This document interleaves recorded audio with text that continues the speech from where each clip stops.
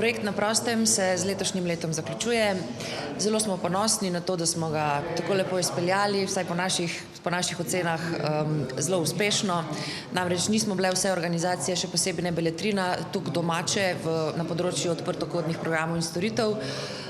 Poleg tega, da smo nabrali novih izkušenj z različnimi uporabniki iz cele Slovenije, ki smo jih usposabljali za to uporabo tovrstnih programov in storitev, smo ponosni na to, da smo v bistvu lahko raziskovali to področje tudi iz stališča dostopnosti, tako iz stališča digitalne dostopnosti, ki je v bistvu zelo pomembna za uporabnike z različnimi invalidnostmi in oviranostmi, kot tudi iz stališča dostopnosti, kar se tiče finančne dostopnosti, se pravi, to so brezplačni programi, ni se potrebno ukvarjati z plačevanjem licenčnine in tako naprej, kar je v bistvu zelo dobrodošlo tudi za skupino starejših, ki smo jih v bistvu zelo dobro, da rečem, obdelali v tem projektu in jih opolnomočili tudi na tem področju. Sicer Beletrina kot vodilna organizacija tega projekta ni imela zelo veliko oziroma skoraj nobenih izkušenj na tem področju, zato smo še toliko bolj veseli, da smo lahko tudi naše aktivnosti dostopnosti razširili na to novo področje, na ta nov sklop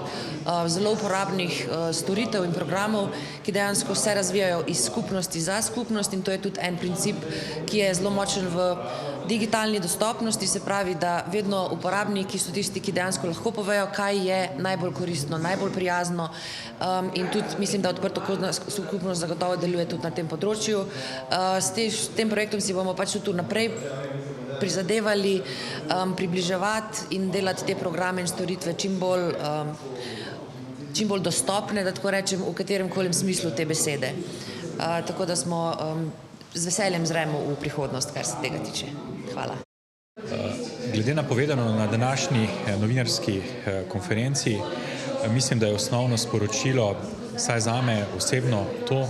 da smo s tem projektom naprostem.si uspeli postaviti in pa tudi predstaviti alternativno model, alternativni možnost in pa pristop k digitalni preobrazbi nevladnega sektorja.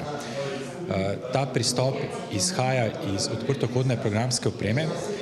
ki temelji na drugačnem vrednotnem sistemu in pa etični podlagi kot večina računalniške opreme in pa programske opreme, ki jo uporablja nevladni sektor za strani tehnoloških korporacij. Jaz mislim, da je to sporočilo zelo pomembno, tudi zaradi tega, ker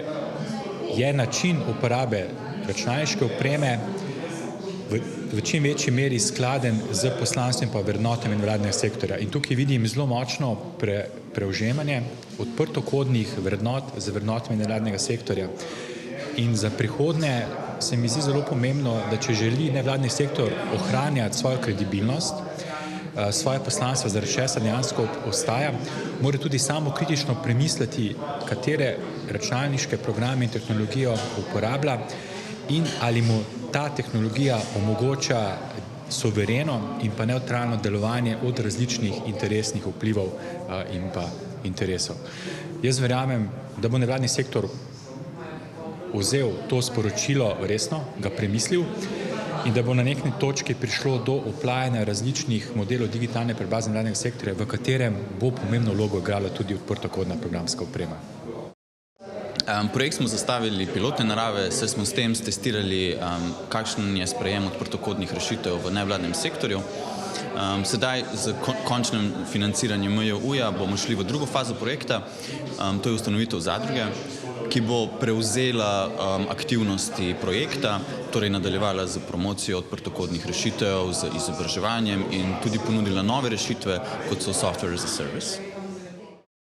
Na društvu Ljudmila smo v okviru projekta Na prostem postavili spletno stran projekta najprej, se pravi, tam komuniciramo aktivnosti projekta, tam so tudi našteti in opisani prosti programi, ki pridejo prav pri delu nevladnih organizacij. Obenem pa smo tudi postavili več spletnih storitev, se pravi, več različne infrastrukture, ki pomaga pri podpori ali pa so neka orodja za podporo nevladnim organizacijam. Vsa ta infrastruktura, se pravi vse te spletne storitve in spletna stran, bo seveda nadaljevala z delom oziroma pač bo na voljo naprej. Namreč po izteku tega financiranja projekta je v planu ustanovitev zadruge na prostem, ki bo v bistvu ponujala pomoč, svetovanje in gostovanje teh storitev nevladnim organizacijam tudi naprej, kot neke vrste tržno storitev. Se pravi, želja je, da se vzpostavi neka skupnost strokovnjakov, ki ne samo, da si želijo ali pa imajo znanje in lahko pomagajo, svetujejo, razvijajo določene stvari, ki jih pač potrebujejo nevladne organizacije pri uporabi prostega programa, ampak da lahko prek te dejavnosti dejansko tudi kdo preživi oziroma da mu postane to na nek način služba. Tako da mislim, da potencijala je še veliko. Naredili smo eno zelo, se mi zdi, dobro osnovo in zdaj pač res upam, da bo povpraševanja in ponudbe dovolj, da bo zadeva živela in rasla naprej in da bo dejansko postala neke vrste središče, vozlišče, ne samo za nevladne organizacije, ampak tudi za skupnost razvijalcev in strokovnjakov z področja programiranja oziroma prostega programa. Zelo nas veseli, da smo lahko sodelovali pri projektu Na prostem, saj smo lahko prvič nekako direktno izvajali tisto, kar nas najbolj veseli, da smo ljudem razložili, kako se uporablja računalnik in sploh kako se uporablja programe, ki so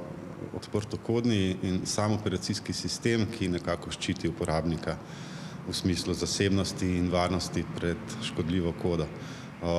Ta usposabljanja, ki smo jih izvajali na terenu, so bila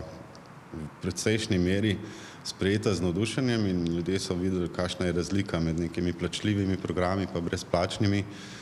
In tukaj je res prišla do izraza neka varnost, zasebnost in zaupanje uporabnika, ki uporablja take programe, saj ve, da so narejeni od ljudi za ljudi, ne pa od podjetij za profit.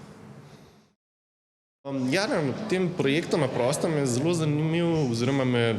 najbolj veselilo to, da se je na forumu začela debata, da so se spet te različne skupnosti začele povezovati in da debata teče, ker vprašanja pridejo, tudi če so bolj bazična ali pa bolj napredna, da se kar najdejo različni ljudje z različnimi vidiki in v končni fazi pridemo do nekega odgovora oziroma ali do rešitve ali pa do zelo kvalitetne debate. V Društvu Duh časa smo zagotovo zelo veseli tega, da smo s kolegi iz drugih organizacij se še tesneje povezali. V nevladnem sektorju,